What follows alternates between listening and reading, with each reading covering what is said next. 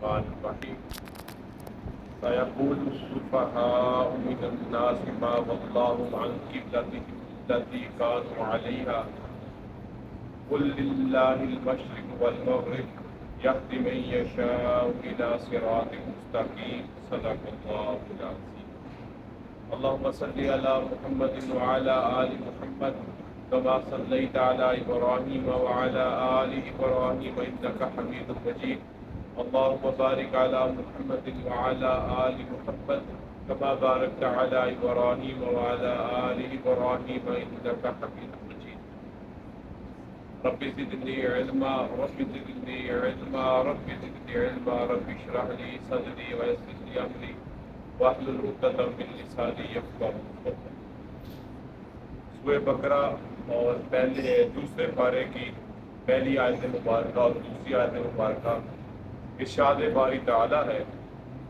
سَيَقُولُ السُّفَهَاءُ مِنَ النَّاسِ اب بیوقوف لوگ کہیں گے ما وَلَّاهُمْ عَنْ قِبْلَتِهِمْ الَّتِي كَانُوا عَلَيْهَا کس چیز نے مسلمانوں کو ان کے قبلہ سے پھیر دیا جس پر وہ تھے قل فرما دیجئے للہ المشرق والمغرب مشرق و مغرب اللہ ہی کا ہے یہدی من یشاء الی صراط مستقیم وہ جسے چاہتا ہے سیدھا راستہ دکھاتا وَكَذَلِكَ جَعَلْنَاكُمْ أُمَّةً وَسَطًا لِتَكُونُوا اور اسی طرح ہم نے تمہیں برگزیدہ امت بنایا تاکہ تم شہداء علی الناس لوگوں پر گواہ ہو وَيَكُونَ الرَّسُولُ عَلَيْكُمْ شَهِيدًا اور رسول صلی اللہ علیہ وسلم تم پر گواہ ہو وَمَا جَعَلْنَا الْقِبْلَةَ الَّتِي كُنْتَ عَلَيْهَا اور ہم نے وہ قبلہ نہیں بنایا تھا جس پر آپ پہلے تھے اِلَّا لِنَعْلَمَ تاکہ ہم جانیں مَن يَتَّبِعُ الرَّسُولَ مِمَّن کون اتباع کرتا ہے پیروی کرتا ہے رسول کی مِمَّن يَنقَلِبُ عَلَىٰ عَقِبَيْهِ اور کون الٹے پاؤں پھر جاتا ہے وَإِن كَانَتْ لَكَبِيرَةً إِلَّا عَلَى الَّذِينَ بے شک یہ بات بہت باری ہے سوائے ان لوگوں کے حد اللہ جنہیں اللہ نے ہدایت دی وَمَا كَانَ اللَّهُ لِيُضِيعَ إِيمَانَكُمْ اللہ تعالیٰ تمہارے ایمان کو ضائع نہیں فرمائیں گے إِنَّ اللَّهَ بِالنَّاسِ لَرَءُوفٌ رَحِيمٌ بے شک اللہ لوگوں پر بڑا مہربان و نہایت رحم والا ہے یہ دو آیات اور آگے بھی جو آیات آئیں گی ان کا موضوع ہے تحویل قبلہ نبی کریم صلی اللہ علیہ وسلم بالکل ابتدائے زمانہ میں ہی نماز فرض ہو سب سے پہلے قرآن مجید فرقان حمید کی پہلی وحی سورہ علق کی ابتدائی 5 آیات کا نزول ہوا اور پھر اس کے بعد وضو کا طریقہ اور پھر نماز کا ابتدائے زمانہ میں نماز 2 وقت پڑھی جاتی ایک جو آج کل فجر کا وقت ہے اور دوسری عصر کا جو وقت ہے یہ معراج پہ جب آپ تشریف لے گئے ہیں اس وقت 5 نمازوں کا وقت ہے قبلہ اول وہ تھا بیت المقدس جبکہ یہ بات بھی معروف ہے کہ بیت اللہ بھی بطور قبلہ پہلے انبیاء کے لیے مقرر تھا لیکن اسلام کے ابتدا میں جو قبلہ اول قرار پایا ہے وہ بیت المقدس قرار پایا علماء نے اور مفسرین نے ایک بات بیان کی ہے جو بیت المقدس ہے نا یہ قومی قبلہ ہے یعنی بنی اسرائیل ایک قوم ہے یہ ان کا قبلہ ہے اور جو بیت اللہ ہے یہ بین الاقوامی قبلہ ہے اولاً نبی علیہ الصلوۃ والسلام کو دین اسلام میں قومی قبلہ بیت المقدس کی طرف منہ کر کے نماز پڑھنے کا حکم دیا گیا نبی کریم صلی اللہ علیہ وسلم کی بیت اللہ کے ساتھ بھی ایک محبت تھی ایک انس تھا آپ صلی اللہ علیہ وسلم جب تک مکہ مکرمہ میں رہے آپ یہ جو خانہ کعبہ ہے یہ چکور ایک عبارت ہے جس پہ تجلیات ربانی کا نزول ہوتا ہے اس کے 4 کونے ایک کونا جس کو رکن حجر اسود کہتے ہیں جس کونے پہ حجر اسود لگا ہوا ہے اور اس کے بالکل ساتھ ہی خانہ کعبہ کا دروازہ ہے، اور خانہ کعبہ کے دروازے کے نیچے ملتزم ہے جہاں لوگ چمٹ کے اللہ رب العزت کی بارگاہ میں دعائیں کرتے ہیں۔ یہ ایک نکر جو جہاں پہ حجر اسود لگا ہے اس کو کہتے ہیں رکن حجر اسود، یہیں سے طواف کی ابتدا ہوتی ہے۔ جب آپ آگے بڑھتے ہیں یعنی طواف شروع کرنے کے بعد جو اگلی نکر آتی ہے اس کو کہتے ہیں رکن عراقی۔ یہ والا جو کونا اور نکر ہے یہ عراق کی طرف ہے، یعنی اس طرف عراق ہے۔ جب آپ پھر آگے چلتے ہیں تو جو تیسرا کونا ہے اس کو کہتے ہیں رکن شامی، یہ شام کی طرف ہے۔ پہلا جو کونا ہے وہ رکن حجر اسود، جس پہ حجر اسود نصب ہے۔ دوسرا کونا اور نکر وہ عراق کی طرف ہے، اس کو رکن عراقی۔ تیسرا رکن شامی۔ پھر گھوم کے جب واپس آئیں جو چوتھا کونا ہے وہ کہلاتا ہے رکن یمانی، یہ کس طرف ہے؟ یمن۔ اب یہ چار کونوں کے اس طرح سے نام مقرر کیے گئے ہیں، رکن حجر اسود، عراقی، شامی اور یمانی۔ اب عراق اور شام کی طرف جو نکر ہے نا، بالکل اس کے ہی متوازی فلسطین بھی، اردن اور آگے فلسطین وغیرہ۔ نبی علیہ الصلوۃ والسلام جب تک مکہ مکرمہ پہ رہے، آپ صلی اللہ علیہ وسلم کا نماز پڑھنے کے وقت، اب آپ بیت المقدس کی طرف نماز پڑھنے کا حکم تھا، آپ بیت اللہ کو اپنے سامنے اس طرح سے کیا کرتے تھے کہ بیت اللہ بھی سامنے رہے اور بیت المقدس کی طرف بھی منہ ہو جائے۔ اور وہ مقام کون سا تھا جہاں آپ نماز پڑھتے تھے؟ وہ رکن حجر اسود اور رکن یمانی کے درمیان۔ رکن حجر اسود اور رکن یمانی کے درمیان جو یہ پورا ایک دیوار ہے، جب آپ اس طرح منہ کر کے نماز پڑھتے تو آپ کا منہ بیت المقدس کی طرف بھی ہوتا اور ساتھ میں بیت اللہ کی طرف بھی نماز پڑھ لیا کرتے تھے۔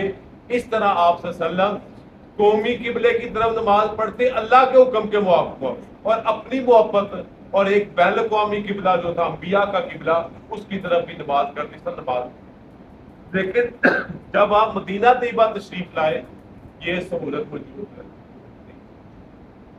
اور بیت المقدس کی طرف منہ کر کے نماز پڑھنے، اور 16 یا 17 مہینے آپ نے بیت المقدس کی طرف منہ کر کے نماز پڑھی، لیکن دل میں یہ خواہش ضرور موجود تھی کہ قبلہ جو ہے یہ بیت اللہ مقرر کر دیا جائے۔ 16 یا 17 مہینے مدینہ طیبہ میں بیت المقدس قبلہ رہا۔ اس میں بہت سی وجوہات میں سے ایک وجہ یہ بھی ہے کہ یہودیوں کو جو مدینہ کی آبادی کا ایک بڑا حصہ تھے ان کو اپنی طرف متوجہ کیا جائے۔ دیکھیں کوئی ہم الگ دین نہیں لے کے آئے، ہم بھی آپ کے انبیاء کو مانتے ہیں، آپ کے انبیاء جو بیت المقدس کی طرف منہ کر کے نماز پڑھتے ہیں ہم بھی پڑھ رہے ہیں، یہ کوئی الگ سے دین نہیں ہے، یہ بھی دین الہی ہے، آسمانی دین ہے۔ لیکن ان کی ضد، ہٹ درمی، اناد، انہوں نے تب بھی اس وجہ کی طرف توجہ نہیں کی اور اسلام قبول نہیں کیا۔ پھر نبی علیہ السلام کا شوق اور محبت یہی تھی کہ بیت اللہ قبلہ بن جائے۔ اب اللہ رب العزت نے جب چاہا کہ آپ اب بیت المقدس کی بجائے بیت اللہ کی طرف منہ کر کے نماز پڑھیں، تو اس وقت آپ قبیلہ بنو سلمہ کی مسجد میں نماز ادا کر رہے تھے، منہ بیت المقدس کی طرف تھا۔ نماز کے دوران روایات میں آتا ہے کہ آپ 2 رکعت ادا کر چکے تھے، عصر کی نماز کا غالباً وقت تھا، 2 رکعت ادا کر چکے تھے۔ نماز کے دوران ہی اللہ کی طرف سے حکم ہوا کہ آپ اپنے چہرے کو بیت اللہ کی طرف موڑ لیں۔ آپ نے نماز میں ہی بالکل موڑ لیا، آپ پڑھ رہے تھے اس طرح منہ کر کے، جو ہی قبلے کی تبدیلی کا حکم ہوا آپ نے اس طرح منہ پھیر لیا اور صفیں آگے نکل گئیں۔ اب آپ وہ صفیں اتنی زیادہ نہیں، محلے کی مسجد تھی قبیلہ بنو سلمہ کی، آپ تھوڑا سا آگے آ کے آپ نے امامت فرمائی اور 2 رکعتیں مکمل فرمائی۔ اسی مسجد کو جو قبیلہ بنو سلمہ کی ہے اس کو کہتے ہیں مسجد ذو قبلتین۔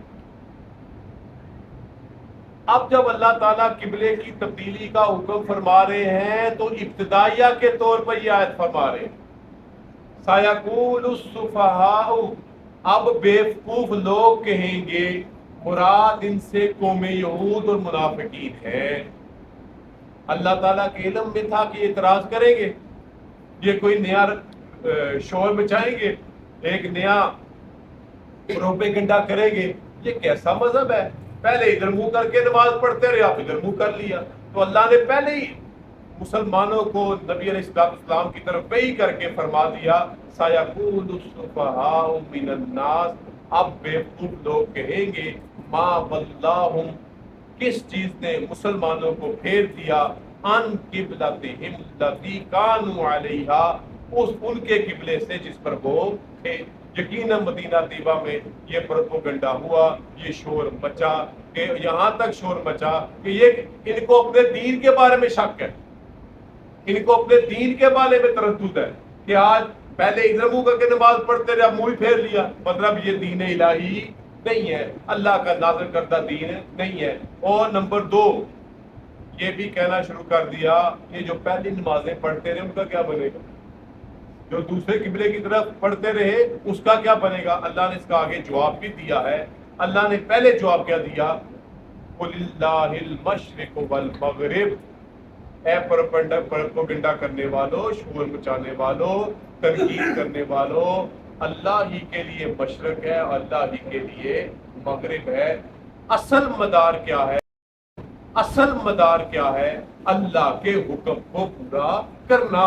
اگر اللہ فرما دے کہ نہ بیت المقدس کی طرف منہ کرنا ہے، نہ بیت اللہ کی طرف منہ کرنا ہے، کسی تیسری طرف منہ کرنا ہے، تو ہم نے اللہ کے حکم کے موافق کرنا ہے۔ ہم نے بیت اللہ اور بیت المقدس کے حوالے سے بھی کوئی خاص پرواہ نہیں کرنی۔ اگر پرواہ کرنی ہے تو کس کی کرنی ہے؟ اللہ کے حکم کی کرنی ہے۔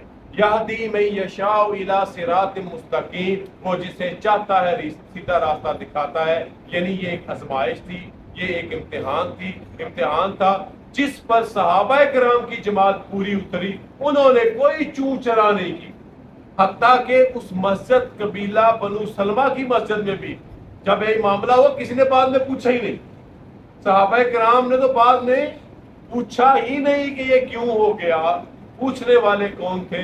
اعتراض کرنے والے کون تھے؟ شور مچانے والے کون تھے؟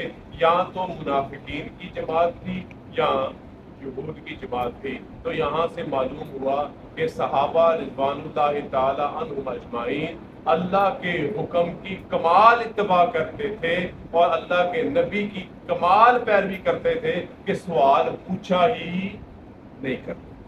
دوسری آیت میں اللہ فرماتے ہیں وَكَذَلِكَ جَعَلْنَاكُمْ أُمَّةً وَسَطًا لِتَكُونُوا شُهَدَاءَ عَلَى النَّاسِ، اور اسی طرح ہم نے بنایا آپ تمہیں، یعنی کہ تمہاری آپ کے تمہیں، یعنی ہم سے مخاطب ہیں، امت وسطا، امت وسط۔ امت وسط سے کیا مراد؟ وسط ویسے عربی زبان میں کہتے ہیں درمیان، اور وسط کا ایک معنی ہے بہترین بھی، وسط کا ایک معنی ہے منصف مزاج، وسط کا ایک معنی ہے عدل کرنے والی، وسط کا ایک معنی ہے صحیح گواہی دینے والی امت۔ تو یہ جو امت محمدیہ ہے یہ بہترین امت بھی ہے، کنتم خیر امت، یہ امت معتدل امت بھی ہے، کیونکہ اس میں نہ افراد ہے نہ تفریط ہے۔ افراد کس طرح کا کہ جب انہوں نے قوم نصارہ نے حضرت عیسیٰ علیہ السلام کو کہاں پہ پہنچا دیا، رب کے برابر کھڑا کر دیا۔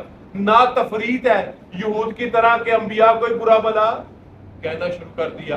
اس وجہ سے نہ افراد نہ تفریط، امت وسط، جو اللہ کا حکم جیسا آیا ویسا عمل کیا۔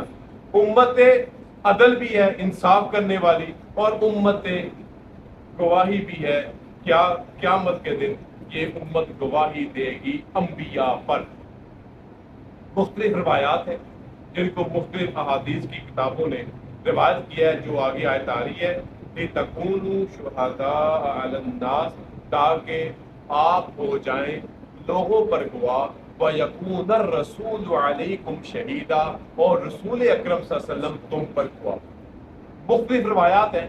ایک روایت جو کتاب الزہد میں عبداللہ ابن مبارک رحمہ اللہ تعالیٰ نے بیان کی ہے، جس کو صوفی عبدالحمید سباتی صاحب نے اپنی تفسیر میں نقل کیا ہے، وہ فرماتے ہیں کہ قیامت کے دن جب ساری انسانیت جمع ہوگی، اللہ تعالیٰ اسرافیل سے پوچھیں گے کیا تم نے میری امانت کو جبرائیل تک پہنچا دیا؟ اسرافیل عرض کریں گے بالکل پہنچا دیا. اللہ تعالیٰ جبرائیل کو حاضر، اللہ تعالیٰ سب کچھ جانتے ہیں. اس میں پہلی بات تو یہ ہے، سب کے سامنے واضح کرنا چاہ رہے ہیں. جیسے استاد جو ہے وہ اپنے شاگردوں کی شرارتوں کو جانتا ہو نا، تو جان کے بھی پھر بھی سوال کرتا تو کیا کہ نہیں کیتا. اسی طرح اسرافیل سے اللہ پوچھے گا آپ پہنچا دیا جبرائیل تک، جبرائیل کے وہ کہیں گے ہاں جی میں نے پہنچا دیا. جبرائیل امین سے اللہ پوچھیں گے ہاں بھائی تم تک اسرافیل نے پہنچا دیا، وہ کہیں گے ہاں جی اسرافیل نے مجھ تک آپ کی امانت جو وحی الہی تھی، تورات، انجیل، زبور، قرآن مجید اور دیگر انبیاء کی بھی جو صحائف تھے اور جو پیغامات تھے پہنچا دیے. تو اللہ تعالیٰ فرمائیں گے اسرافیل آپ تو ہو گئے فارغ، آپ کی جان بخشی ہوگی، آپ نے اپنا کام کر دیا. جبرائیل امین سے پوچھیں گے ہاں جی آپ نے یہ امانت میرے پیغمبروں تک پہنچائی کہ نہیں پہنچائی؟ وہ عرض کریں گے اللہ میں نے آپ کی امانت رسولوں تک، پیغمبروں تک پہنچا دی.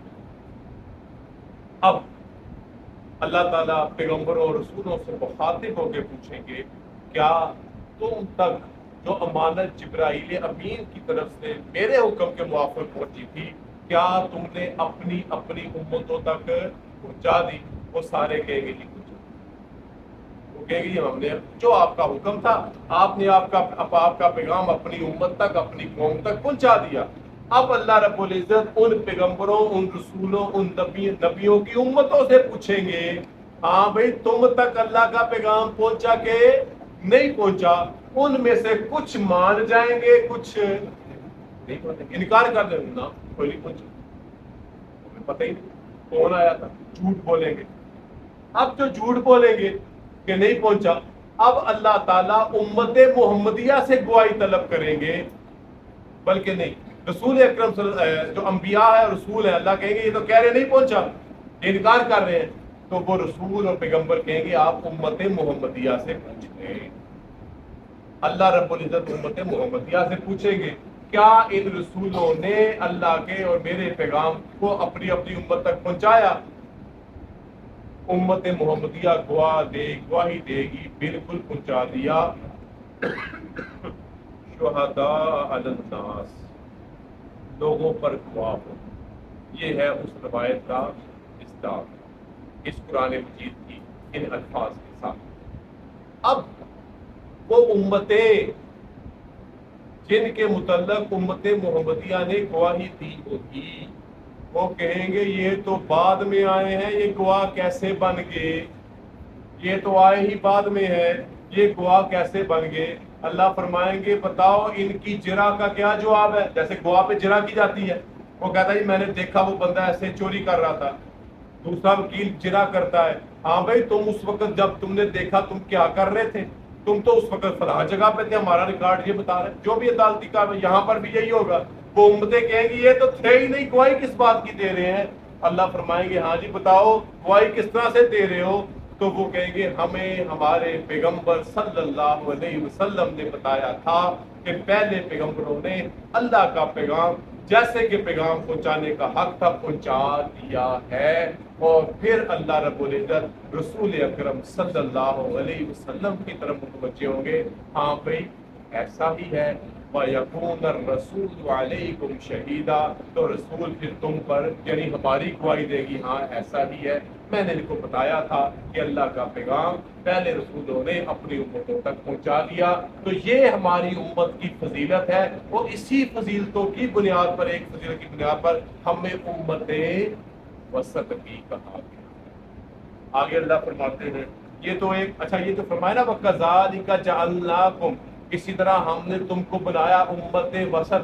معنی کیا اس کا؟ اگر اس کو پچھلی آیت کے ساتھ جوڑے تو مطلب کیا ہوگا؟ جیسے ہم نے تمہیں بہترین قبلہ بیت اللہ بین الاقوامی قبلہ دیا ہے امت محمدیہ، اسی طرح تمہاری خوبی اور تمہارا یہ امتیاز ہے کہ تم بہترین امت بھی. آگے پھر قبلے کی بات آ گئی. وَمَا جَعَلْنَا الْقِبْلَةَ الَّتِي كُنْتَ عَلَيْهَا، اور ہم نے وہ قبلہ نہیں بنایا تھا جس پر آپ پہلے تھے. مگر کیوں بنایا تھا؟ إِلَّا لِنَعْلَمَ مَن يَتَّبِعُ الرَّسُولَ، تاکہ ہمیں معلوم ہو جائے کہ کون رسول کی پیروی کرتا ہے. اب یہاں پہ پھر ایک سوال پیدا ہوتا ہے کہ اللہ کیا پہلے سے علم نہیں رکھتے؟ اللہ کو کیا ضرورت ہے جاننے؟ دراصل اس کا مطلب یہ ہے اللہ کو تو پہلے سے ہی علم تھا، سب کے سامنے آشکار ہو جائے، سب کے سامنے حقیقت واضح ہو جائے. جیسے ایک استاد اپنی ایک کلاس کو پڑھاتا ہے پورا سال، 6 مہینے 3 مہینے، اور پڑھانے کے دوران اس کو پتہ آتا ہے کون سا اس کا جو طالب علم ہے کس معیار کا، یہ نالائق ہے، یہ محنتی ہے، یہ سبق یاد کر لیتا ہے، یہ لاپرواہی کرتا ہے. لیکن استاد ایک امتحان کیوں مقرر کرتا ہے؟ تاکہ سب کے سامنے نتیجہ، ورنہ وہ جانتا ہے، وہ کہہ سکتا ہے یہ اس درجے کا، یہ اس درجے کا، یہ بغیر امتحان لیے. لیکن چونکہ لوگوں کے سامنے ایک دلیل قائم کرنی ہوتی ہے، اس لیے امتحان ضروری ہوتا ہے. تو یہ بھی ایک امتحان تھا. اللہ تو پہلے ہی جانتے تھے، صرف اللہ امتیاز کرنا چاہتے تھے، فرق کرنا چاہتے تھے، تاکہ کھرا اور کھوٹا علیحدہ علیحدہ ہو جائے. الا لنعلم، تاکہ ہم جان لیں، من یتبع الرسول، کون رسول کی اتباع کرتا ہے، ممن ینقلب علی عقبیہ، اور کون تم میں سے الٹے پاؤں پھرتا ہے. یعنی کون کون قبلے کی تبدیلی پر کہتا ہے نہیں ہم اتباع رسول کریں گے، اتباع الہی کریں گے، اور کون کون کہتا ہے یہ کیا بات ہوئی، آج کچھ ہو اور کل کچھ ہو. ان کو اپنے دین میں ہی شک و تردد ہے. اور پھر اللہ فرماتے ہیں وَإِن كَانَتْ لَكَبِيرَةً إِلَّا عَلَى الَّذِينَ هَدَى اللَّهُ، بے شک یہ بات بھاری ہے سوائے ان کے جنہیں اللہ نے ہدایت دی. یہ بات قبلے کی تبدیلی جو ہے نا، منافقین کے لیے بڑی بھاری ہے، یہود کے لیے بڑی گراں ہے، بڑی مشکل عزم ہوگی. لیکن جن کو اللہ نے ہدایت دی ہے ان کو اس قبلے کی تبدیلی سے کوئی فرق نہیں پڑتا. جیسے میں نے پہلے عرض کیا کہ صحابہ کرام نے تو سوال کیا، سین بھی نہیں پوچھا. یہ کمال اتباع تھی، انہوں نے سین بھی نہیں بولا. اتنی کمال اتباع کی بات، اللہ کا حکم آ گیا، ٹھیک ہے جی. اور یقیناً میرا خیال ہے وہ نبی علیہ الصلوۃ والسلام کی خواہش کو بھی جانتے ہوں گے، اس لیے انہیں سوال پوچھنے کی کوشش کہ ہمارے نبی بھی یہی چاہ رہے تھے، اللہ نے خواہش کو پورا کر دیا، ہم کون ہوتے ہیں اب سوال پوچھتے ہیں. آگے اللہ تعالیٰ پھر فرماتے ہیں وَمَا كَانَ اللَّهُ لِيُضِيعَ إِيمَانَكُمْ، اور اللہ تمہارے ایمان کو ضائع نہیں کرے گا. یعنی یہ جو کچھ ہوا ہے تم اپنی ہدایت پہ ڈٹے رہو، تمہارا ایمان ضائع نہیں ہوگا بلکہ پہلے سے مضبوط ہوگا. ایک صاحب تفسیر نے لفظ ایمانکم کا معنی صلاتکم، کیا مطلب؟ اگر یہ قبلہ تبدیل ہوا ہے، تم جو پہلے قبلے کی طرف نماز پڑھتے رہے اب بدل گیا، اللہ تعالیٰ اس سے تمہاری پہلی نمازوں کو ضائع نہیں فرمائیں گے. ایک معنی یہ بھی کیا گیا ہے ان اللہ، بے شک اللہ بالناس لرؤوف رحیم، لوگوں پر نہایت مہربان اور رحم والا ہے. یہ ابھی ابتدائیہ تھا تحویل قبلہ کا. آگے اللہ تعالیٰ نبی علیہ السلام کی خواہش کو بیان فرما رہے ہیں. انشاءاللہ زندگی اور صحت رہی آئندہ درس میں گفتگو ہوگی. واقعی مطابق الحمدللہ رب العالمین، والصلاۃ والسلام علی رسول الکریم. ربنا آتنا فی الدنیا حسنۃ ربنا لا تزغ قلوبنا بعد إذ هديتنا وهب لنا من لدنك ربنا اغفر لنا من السماء والكبائر اللهم اغفر لنا اللهم اغفر لنا وارحمنا وأنت مولانا فانصرنا على القوم الكافرين. وصلى الله تعالى على